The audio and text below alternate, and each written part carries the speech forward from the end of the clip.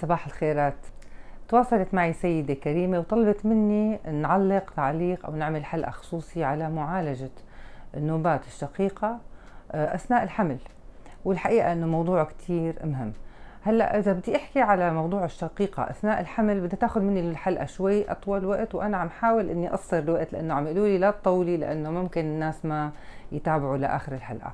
بس إذا بدنا نبلش بموضوع الشقيقة بفترة الحمل، فحكما واحدا لازم نبلش كيف التحضير أصلا للحمل بالنسبة للسيدة الصبية اللي بتتزوج.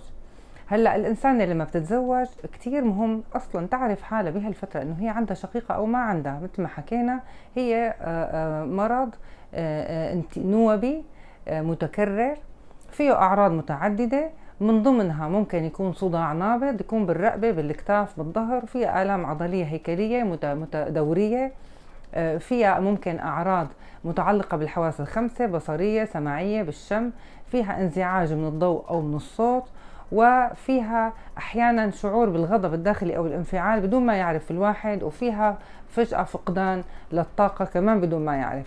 هي مرض نوبي يعني، فالمفروض الوحدة تقدر تعرف حالها وتعرف شو هي، كتير مهم للست الحامل، شو هي العوامل التي تثير نوبة الشقيقة عندها، مشان تقدر تحكي مع زوجها إذا هي عروس، ترتب أمور حياتها، ترتب أمور بيتها، بعملها، بعلاقاتها ما قبل الحمل. كتير مهم هذا الموضوع، وأنا بعتبره من الخطوات المهمة للتحضير للحمل.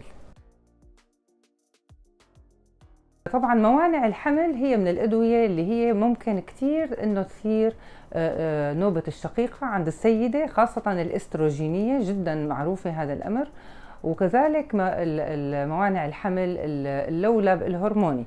الآن الحمل نفسه في كتير ستات بيتحسن الشقيقة تبعهم، يعني إذا كانت شقيقة مرتبطة مثلا بالدورة الشهرية أو بوقت الإباضة، الحقيقة بيتحسن كتير في ستات في نسبة مئوية بيتحسن الصداع تبعهم في أثناء الحمل. وفي ستات بالعكس الحقيقة بيسوء الصداع تبعهم أو النوبات، اللي بدنا نقول النوبات، لأنه في شقيقة بطنية وفي شقيقة عينية وفي شقيقة بتجي بس بشكل دوار، بتتحسن هي النوبات أثناء الحمل، وفي منها والغالبية العظمى للأسف بتسوء بأثناء الحمل.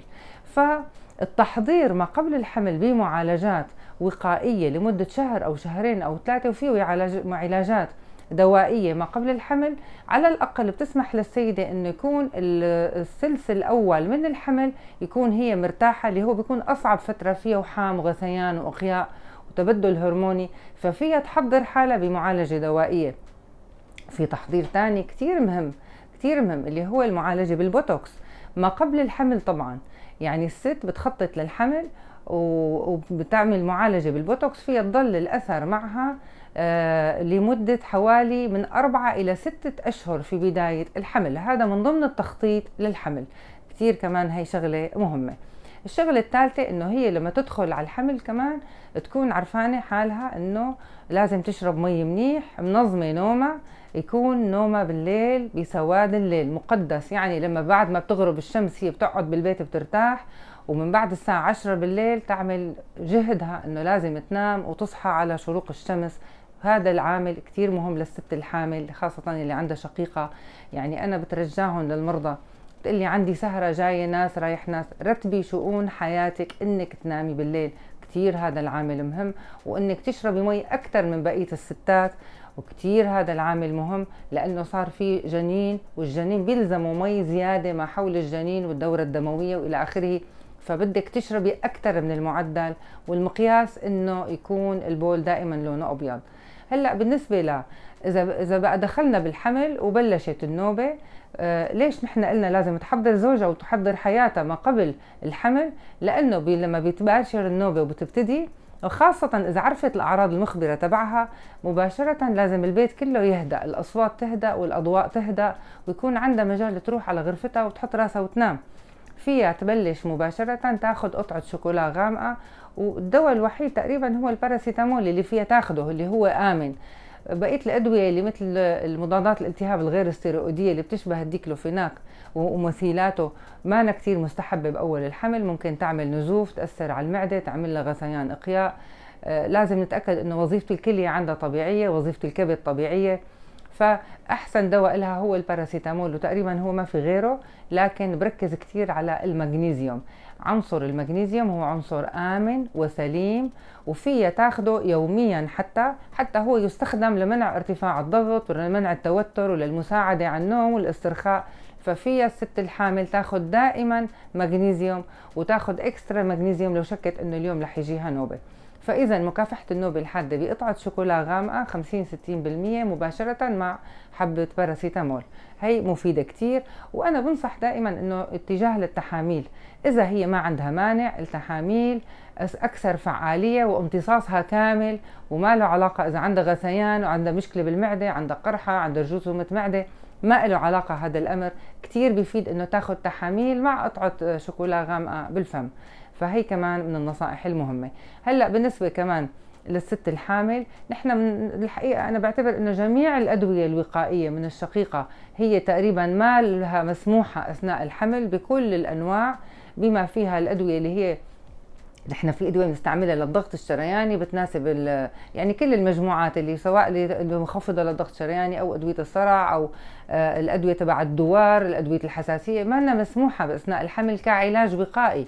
لكن نحن بنركز كثير انه في فيتامين بي 2 ريبوفلافين مفيد، فيها تاخده بالثلث الاول من الحمل بكل امان، وبيعطيها وقايه خاصه اذا كان ناقص عندها، انها تعالج كل الفيتامينات انه ناقصه ولا لا عندها بالدم، وتراعي انه تاخد غذاء طبيعي، تبتعد كتير عن العصائر المعلبه وجميع انواع المعلبات والاكل الجاهز بشكل كامل، لانه احيانا بيكون بطعام يصير النوبه.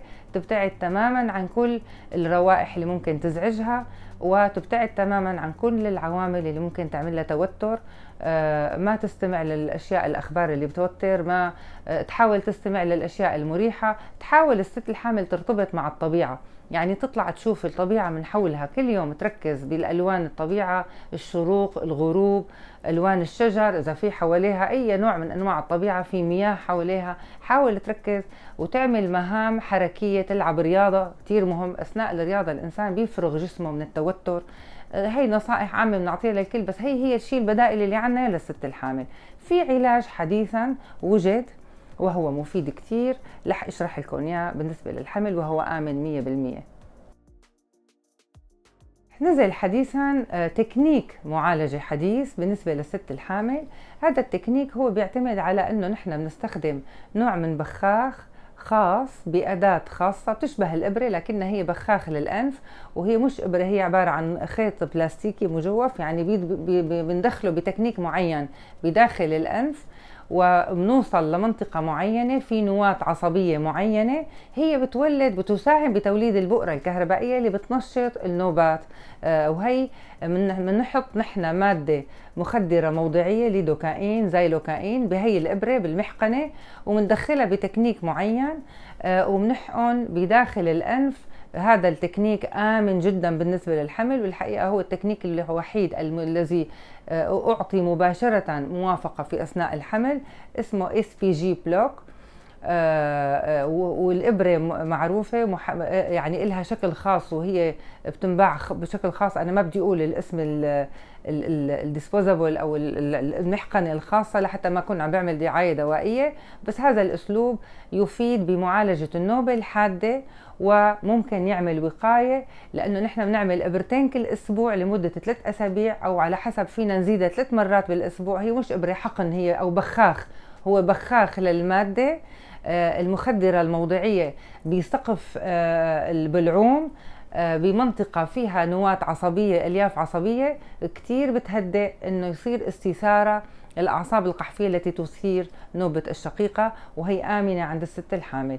الحقيقة سعرها غالي شوي، في بعض أنواع التأمين بتوافق عليها، ما بعرف وين بأي دول بالعالم هي موجودة، بس موجودة عندنا هون بالإمارات. كتير آمنة أو مش آمنة 100% بالحقيقة للحوامل، وتفيد بمعالجة النوبة الحادة وبالوقاية إذا كررناها بتكرار معين. الحقيقة أنه بالثلث الثالث من الحمل بصير السيدة مع موافقة الطبيبة النسائية أو طبيب النسائية اللي عم تتابع معه بتقدر تاخد بعض الأدوية الإضافية مثل الديكلوفيناك. إذا كتير أصيبت بنوبة معندة نحن بنعطيها استيروئيدات أو كورتيزون وريدي مع الأدوية الواقية للمعدة، بيفيد بالنوبات المعندة، يعني مش في أول النوبة الحادة بس، إذا استمر الصداع وتحول إلى حالة صداعية الكورتيزون آمن بالنسبة للست الحامل، هذا أمر مؤكد لأنه هو أساسا يفرز من الجسم من الغدة فوق الكلية. فيعني هذا الشيء اللي بقدر أقوله بالنسبة للحمل. بتمنى للجميع حمل هانئ. الاحتمالات العلاجية صراحة قليلة منها كتيرة، لكن أحيانا إذا الست كان الصداع تبعها كتير قوي وفعلا صعب جدا وصداعها ما عم تتحمله وعم يعطلها تمام وعم يألمها وما عم تقدر تتحمل حالها، منغامر وبنعطي أدوية وريدية تانية بالتوافق مع الطبيبة النسائية أو الطبيب، وخاصة لما بتقطع الشهر الرابع ممكن نعطي بعض الأدوية الوقائية وبعض الأدوية بالنوبة الحادة، ولكن دائما بالتوافق ما بين طبيب الأعصاب وطبيب النسائية المشرف على الحالة، وإن شاء الله بيكون حمل هادئ وولادة سعيدة للجميع.